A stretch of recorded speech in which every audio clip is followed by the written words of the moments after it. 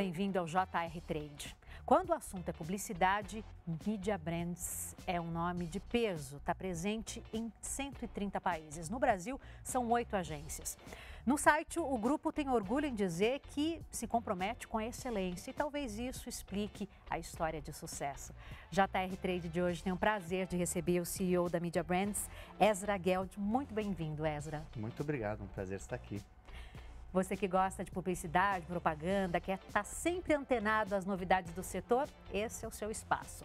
Todas as quartas-feiras, a partir das 7h30 da noite, você acompanha um novo episódio do JR Trade pelas plataformas digitais da Record TV. Ezra, quero começar entendendo, conhecendo um pouco sobre a história da Media Brands. Obrigado. A história da Media Brands é bem interessante. A Media Brands nasceu, na realidade, com 2 agências que nasceram dos departamentos de mídia da agência McCann, de um lado, então a Universal McCann, que é a nossa agência que chama UM, e a Initiative, que é uma outra agência que nasceu do departamento de mídia da Mullen há muitos anos, quando fora do Brasil foi resolvido apartar o serviço de mídia do serviço de criação. Isso no Brasil, a gente pulou essa fase de desenvolvimento no mercado brasileiro, mas isso aconteceu fora do Brasil. Então, a Media Brands começou com essas 2 agências e depois ela foi lançando outros serviços em novas agências. Temos também a Reprise, que é especialista em search, performance e mídias sociais.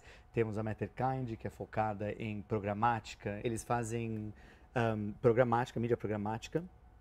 Tem o que a gente lançou, a Media Brands Content Studio. Então, o que aconteceu fora do Brasil da separação das coisas, descobriram que de fato o modelo brasileiro é muito bom de manter a criatividade junto com a mídia. Então a Media Brands lançou também o seu serviço de criatividade, que é a Media Brands Content Studio. E por fim, aqui no Brasil especificamente, a a marca Mullen vem para debaixo do guarda-chuva Media Brands também.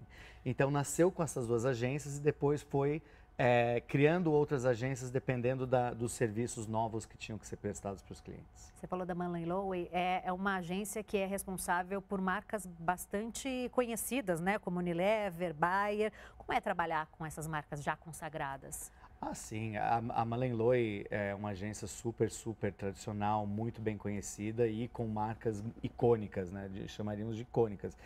É fantástico, né? Você poder fazer parte de uma história de marcas como Omo, sabe? É uma coisa, realmente é mágico. Fazer parte da história de construção de marca é muito bacana também porque a Unilever e a Mullen têm uma relação muito longeva. Então, meio que cresceram juntas na história de construção de marca, sabe? Então, é óbvio que é uma grande responsabilidade, porque com todo grande nome você tem aí uma responsabilidade de manter a reputação, cuidar com carinho daquelas marcas, mas é fantástico poder dizer que você faz parte dessa história. Sabe? No começo da nossa conversa, eu contei que aqui no Brasil são 8 agências, né? Elas têm perfis diferentes? Elas trabalham independentemente uma da outra? Como é que funciona? A forma que a gente se explica no mercado é que o cliente tem o privilégio de poder comprar vários serviços num lugar só. Então, se quiser comprar serviço de search, temos o especialista naquilo. Serviço de criatividade, temos o especialista naquilo e tal. Mas se quiser comprar de todos, pode. Então, em alguns casos, as agências trabalham sozinhas. Só uma das agências atende o cliente. Em alguns casos, o cliente compra serviços de várias das agências. Depende muito do perfil do cliente, na realidade. Então tem uma integração quando o cliente necessita aquilo, ou se o cliente está comprando só o serviço especializado, ele só é atendido por aquela agência, a especialização que ele precisa. E como cumprir esse compromisso com a excelência? Olha, eu não vou te dizer, não é fácil não vou, porque obviamente quando você tem muitas disciplinas cujas variáveis, as formas de você entender o que é sucesso ou não são muito distintas, não é fácil você coordenar tudo isso. Mas a forma com que a gente faz é, primeiro, se tem mais de uma agência ou mais de uma especializada atendendo o cliente, geralmente sempre tem uma agência que é considerada a agência líder daquele processo. Então, por exemplo, se a Mullen está atendendo a Bayer, ela vai ser a principal agência e ela trabalha em parceria com as outras agências que o cliente julga, o cliente nós julgamos necessário prestar um serviço para aquele cliente naquele momento. Então, em geral, tem sempre uma pessoa, uma agência pautando, orquestrando o todo para minimizar um pouquinho, cada um levar para um canto, né? Porque, obviamente, cada especialidade às vezes tem uma agenda um pouquinho distinta, então precisa ter uma espécie de pessoa neutra aí no meio para governar o todo. Gostaria que você contasse para a gente qual é a diferença do desafio de lidar, né, de trabalhar com uma marca já consolidada, como a Bayer, por exemplo, e uma que está se lançando agora no mercado. Eu acho que, obviamente, as marcas que são mais, chamemos de estabelecidas, elas têm alguns desafios que as novas não têm. Então, por um lado, são muito bem conhecidas, tem toda uma bagagem, um legado que pode ser muito positivo. E você precisa preservar aquilo, mas ao mesmo tempo você precisa sempre manter uma inovação, um frescor, um jeito de falar e de desenvolver a marca de tal forma que ela se mantenha relevante. Então, com uma marca muito bem estabelecida, óbvio que não dá para generalizar com essas coisas, mas uma marca muito bem estabelecida, o desafio geralmente é como que você goza do tamanho e da envergadura e da história e tudo, e ao mesmo tempo constrói um futuro, garante um futuro relevante, promissor, inovador, etc. Então, conciliar essas duas coisas é um trabalho muito bacana, mas é muito desafiador. Com as marcas que são menores e são recém-chegadas, chamamos assim, obviamente, por um lado, você tem mais espaço para se aventurar, para você descobrir um pouquinho como que é que o consumidor quer, porque o consumidor vem sem preconceito, sem pré-julgamento do que ele acha daquela marca, ele está aprendendo o que é aquela marca. Então, por um lado, você é menos amarrado na realidade você está menos amarrado na história, você está muito mais focado no que você vai construir. Na construção, Na construção. Então, a construção, obviamente, ela pode ser, ela é muito bacana, porque você está fazendo uma coisa do zero, então tem é mar aberto. Você pode fazer aí, construir do jeito que você julga ser o correto para aquele momento. Mas você está lidando com outro desafio que as marcas grandes não têm, que é o desconhecimento, né? Então, a marca grande é muito bem conhecida e o desafio dela é se renovar. A marca nova é pouco reconhecida, o desafio dela é ser conhecida, porque a renovação, por natureza, ela já tem dentro, embutida no próprio fato que ela é uma marca nova, sabe?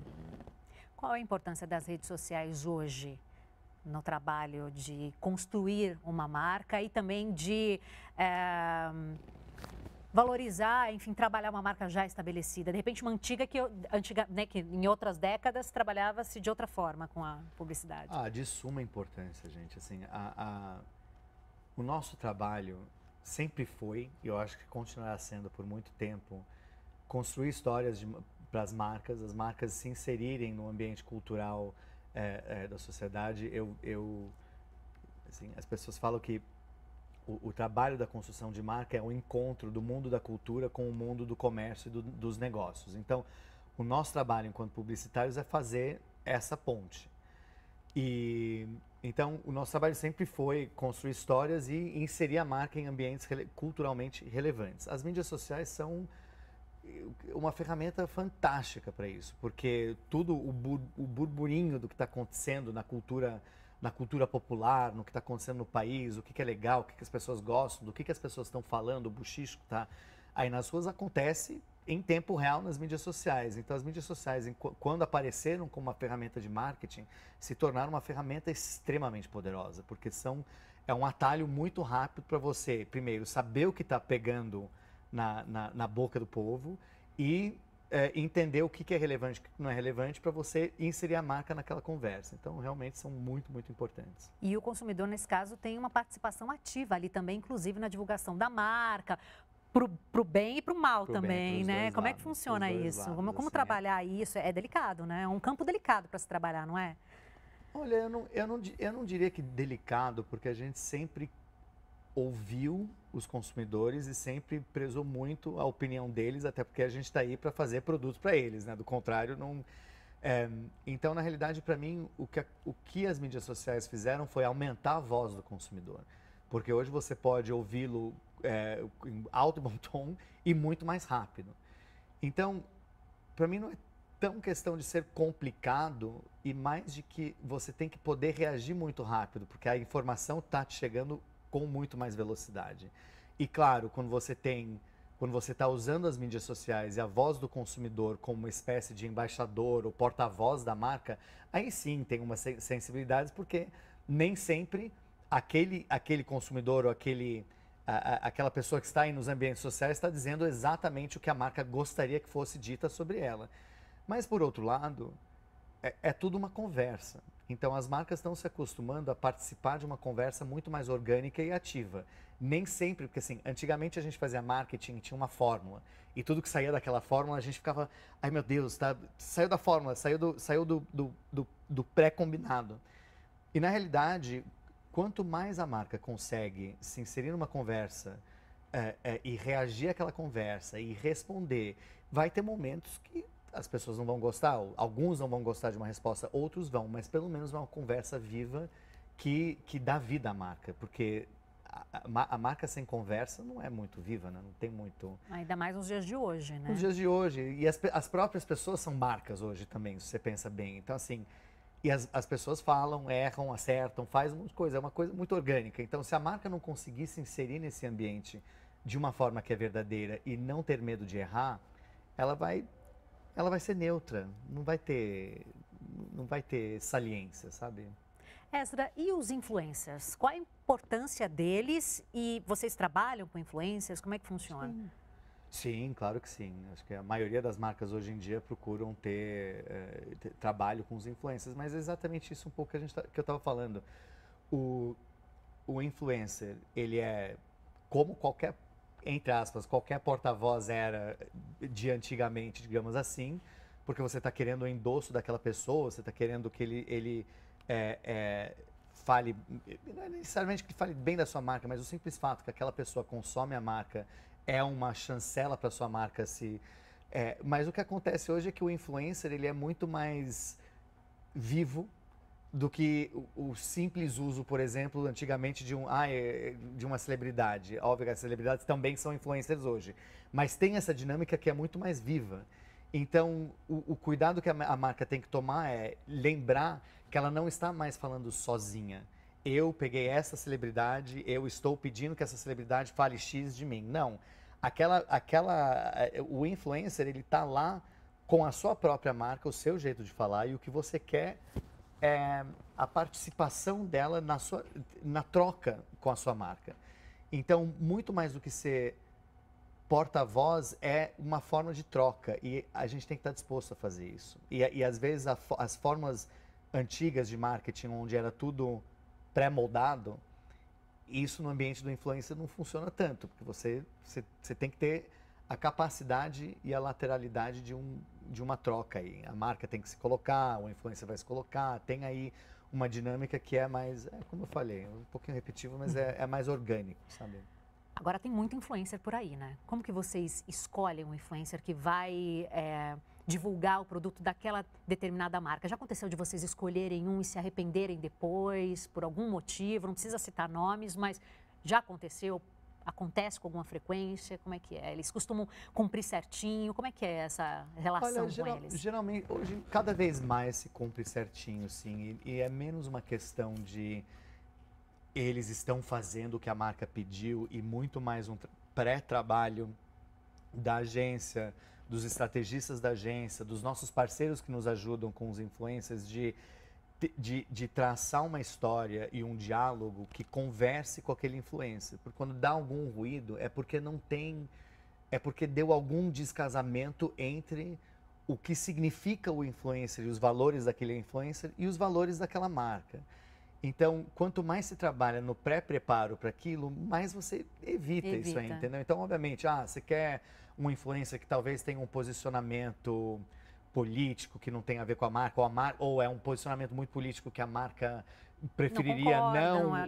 Tá tudo bem, a marca é mais neutra nesse aspecto, então você guia a conversa e você se alinha para você abordar temas que são de comum acordo entre o influencer e a marca. O que eu gosto de trabalhar com os influencers é que, na grande maioria dos casos, eles são muito fiéis a eles mesmos, ao que eles significam. E isso é de um valor ímpar para a marca, porque a marca aí está se associando a uma coisa que a pessoa escolheu. Você curte os influencers que você curte porque tem a ver com você. Então é uma forma muito rápida da marca chegar em você. Então você tem que deixar um influencer ser ele, ser legítimo, sabe? Então, grande parte do trabalho da agência e da marca é criar esse espaço onde você pode usar um influencer de uma forma que é fiel aos valores e às ideias daquele influencer. Do contrário, para que usá-lo, né? Não tem muito... Ezra, conta pra gente, você já está há mais de 20 anos no mercado publicitário. O que você percebe de mudança? Mudou muito nas últimas décadas para cá? Mudou bastante, mudou bastante. A gente tinha, uns 20 anos atrás, a gente não era só ilusão, a gente de fato, o marqueteiro e o publicitário, a gente tinha um certo controle do que acontecia. Então, o marqueteiro brifava o estrategista, saía com a bola de cristal, fazia o trabalho deles, a gente ia com o conceito de campanha, ia para televisão. Óbvio que muitas pessoas falam, era mais simples, você vai para televisão, você vai para revista, faz uns que... Mas não é só isso. O fato é que, hoje em dia, as marcas estão nascendo no ambiente digital primeiro. Então, é quase como muitas marcas hoje nascem no ambiente digital, no ambiente do influencer, para depois ela subir e contar a história no ambiente mais amplo, da televisão aberta, das mídias mais, chamemos de tradicionais. Então, assim, a ordem pela qual se faz o trabalho se inverteu um pouco, não tem tanta previsibilidade e como você colocou no último bloco, o próprio consumidor tem muita voz naquilo. Então, o nosso trabalho se tornou óbvio que a gente tem ainda queremos ter, não temos tanto, queremos ter algum controle, mas mais do que controladores daquele processo e contadores de história, a gente é quase como curador daquela história. Então, a gente pega a contribuição que o influenciador deu, a contribuição que o consumidor deu, o que o marqueteiro trouxe, o que o criativo trouxe, coloca aquilo num balaio e fala, tá, agora a marca é essa coisa plural, viva, que hoje é uma coisa... Ano que vem vai ser um pouquinho diferente, vai alterar, e a velocidade com a qual a marca evolui é muito mais rápida. Então, de novo, o nosso trabalho passou de ser quase mais de curadores e de orquestradores de um todo, mais do que controlador da história completa. O desafio é maior? Eu acho que sim, mas tem mais ferramentas também, né? Então, assim, por um lado, ficou muito mais complexo, mas por outro lado, também mais divertido, porque tem muito mais variável aí para você colocar no mix. Então, tem muita...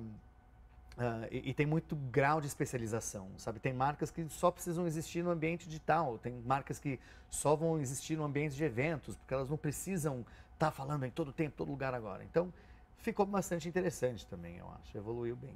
Ezra, já adiantei que você tem mais de 20 anos de carreira, agora a gente quer saber um pouquinho mais sobre a sua trajetória. Por que publicidade e como você começou? Olha, eu me formei em História, eu fiz História porque eu quis fazer. Eu comecei fazendo Economia, eu achei, aquilo lá não era muito comigo, não sei, um pouco... E daí eu migrei para História, eu acabei cursando História Econômica e Social. E o bacana disso é que você mistura comportamento humano e como o comportamento humano afeta a economia e, no entanto, afeta a vida de todos nós, os nossos negócios. E eu fiz isso, eu saí do Brasil, fui fazer faculdade fora, porque eu estava a fim de ter uma vivência fora. E lá na Inglaterra, onde eu cursei, era bastante tradicional que as pessoas que cursavam História, ou Humanas em geral, fossem ou para a comunicação, ou para o mundo das finanças e tal. E eu estagiei numa agência, meio que estava aí, sem querer, essa é real. Tinha amigos que eram publicitários e gostava muito do que eles me contavam. Falei, eu vou experimentar isso, eu vou ver do que se trata. E quando eu fui para a publicidade, dentro da publicidade, eu me encontrei na mídia, porque a mídia realmente, para mim, é o ponto onde... Eu sempre fui apaixonado por marcas de mídia, então marcas de grandes veículos de comunicação. Eu acho muito interessante como as pessoas consomem os veículos e por que elas consomem os veículos. Isso sempre me foi assim... Para além de marcas, as marcas da mídia sempre foram muito interessantes para mim. Tem veículo de esquerda, tem veículo de direita, tem veículo de entretenimento, tem veículo de um monte de coisa. Então, para mim, era um pouco... Eu fiquei apaixonado por essa ideia de que você pode contextualizar uma mensagem de formas tão sofisticadas, e a mídia foi que me chamou.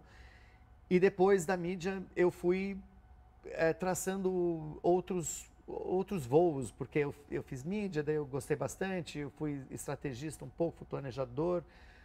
Daí, obviamente, você tem que mergulhar um pouco no negócio do cliente também para entender do que se trata. Então, eu fui atendimento um bom tempo também. Enfim, então tem aí uma pluralidade. Eu fiz de tudo um pouco, mas de coração e de origem eu sou da mídia. Agora, Ezra, os consumidores hoje estão muito mais atentos e preocupados em escolher marcas que se comprometam com questões sociais, do meio ambiente. Na sua visão, como as marcas têm lidado com esses desafios que são cada vez maiores? Eu acho que as marcas estão tentando, honestamente, fazer um trabalho aí bacana. Eu acho que num primeiro momento, quando isso começou a acontecer, isso começou a despontar como uma coisa importante para os consumidores, as marcas ficaram um pouquinho às voltas, porque ficaram compreensivelmente preocupadas com tetos de vidro, tipo, eu não posso falar disso porque eu tenho... E agora eu acho que tanto o mundo do marketing como dos próprios consumidores evoluiu, que você não pode esperar que a sua marca predileta se torne a santa perfeita que acerta em absolutamente todas as frentes, mas que ela represente valores que você quer e que você respeita, pelo menos no ambiente que ela atua. Então, eu acho que as marcas, num primeiro momento, tentaram ser as corretas em todas as frentes e deram de cara na parede, porque, obviamente, se você fala alguma coisa que você não é, o consumidor vai aprender isso muito rapidamente. Então, muito mais correto você falar, isso aqui eu faço muito, muito bem e eu me preocupo com este tema, e se você seja bastante mais focado aí, onde você consegue realmente ser fiel e ser verdadeiro. Então, eu acho que as marcas estão aprendendo isso e estão genuinamente procurando acertar a mão nisso aí. Mas, obviamente, é um desafio porque tem uma certa expectativa ainda que o mundo do consumidor tenha evoluído bastante de entender que não dá para acertar todas as partes do seu processo da noite para o dia, ainda tem essa expectativa. Então, é um pouco o que eu estava falando no último quadro sobre as mídias sociais. O mais importante é ter um diálogo, o mais importante é ser verdadeiro. Então, as marcas precisam conversar com seus consumidores de uma forma honesta e aberta. Eu não acertei isso ainda, vou acertar, mas olha que bacana, eu estou acertando isso aqui. Então, eu estou fazendo um esforço e eu estou caminhando, eu estou evoluindo, porque não é nem realista achar que todo mundo vai acertar tudo amanhã. Recentemente, a Media Brands recebeu o selo The Great Place to Work. Qual a importância desse reconhecimento? O que ele significa? É muito importante. O selo Great Place to Work é uma chancela falando assim, você, enquanto empresa, está buscando criar um ambiente de trabalho responsável, seguro, bacana para as pessoas participarem. Então, a Media Brands tem 2 anos de vida oficialmente. Óbvio que a gente tem agências que operavam no Brasil há mais de 2 anos, há muito tempo, inclusive. Mas a Media Brands, conglomerada, junta do jeito que está agora, tem pouco tempo. É uma empresa muito nova. Então, e a gente fez desde o início um esforço realmente de ter uma abordagem muito inclusiva, de ter uma abordagem de um ambiente de trabalho seguro, bacana, que as pessoas sentem que elas podem ser elas mesmas no ambiente de trabalho e tal. Isso a gente entende que é importante, primeiro, porque obviamente é uma questão importante para todo mundo, você quer estar num ambiente bacana de trabalhar, isso para mim é um ponto pacífico. Segundo, porque ao criar esse tipo de ambiente, você tá encorajando um ambiente criativo para se trabalhar, porque se as pessoas se sentem bem, elas vão trabalhar bem e aí tá certo. Então, inclusive para o próprio trabalho, é uma garantia de que você tem melhores chances de fazer um trabalho com excelência e fazer as pessoas se sentirem orgulhosas e felizes de estarem aí trabalhando com você. E hoje em dia eu acho que isso é muito importante, porque as pessoas, principalmente depois da pandemia, tem toda uma questão aí que as pessoas estão dando muita importância, não só para as questões financeiras, para as questões de status, de hierarquia, de quanto você cresce na carreira, como também para o ambiente. Você quer curtir o que você está fazendo. E o selo Great Place to Work é um jeito de dizer, olha, a gente realmente temos algum trabalho a fazer, como todo mundo tem, mas a gente está fazendo um esforço de criar um ambiente de trabalho bacana. E a gente tem muito orgulho. Foi num curto espaço de tempo que a gente conseguiu isso. Eu estou bastante feliz com isso aí. Ezra, antes da gente encerrar, gostaria de te perguntar o que podemos esperar da Media Brands para os próximos anos? crescimento e felicidade. Não, eu acho que assim, a gente quer realmente evoluir a forma com a qual se faz comunicação no Brasil. O Brasil sempre foi um mercado super referência na comunicação mundial, na realidade. E eu quero ver a Media Brands fazendo um trabalho que é referência no Brasil, que se for referência no Brasil, vai ser referência no mundo, eu não tenho dúvida disso. E é realmente trazer uma forma inovadora e bacana de trabalhar, onde as pessoas estão curtindo o que fazem e fazendo um trabalho verdadeiramente moderno. Eu acho que a gente tem tudo para fazer isso. Já estamos, mas temos muito trabalho a fazer. Muito obrigada. Um prazer receber você aqui. Eu é que agradeço a oportunidade. Obrigado.